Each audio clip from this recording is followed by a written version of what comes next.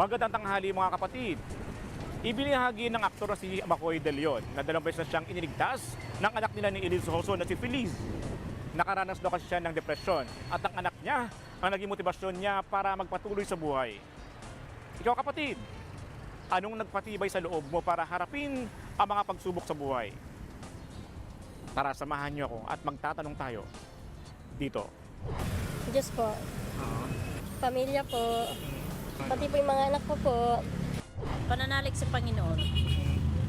Doon lang po ako kumuha ng palakasin yung aking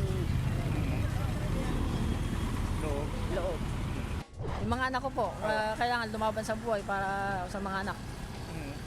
Ibigay yung pangangailangan nila, kaya kailangan lumaban sa buhay. Kahit naman po gano'ng kahirap, malalagpasan naman kaya kayang-kaya naman.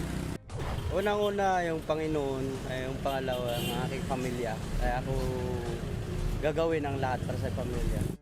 Ako ang inyong hani ng bayan, ang tunay at nag-iisang pantanggal umay sa pananghalian.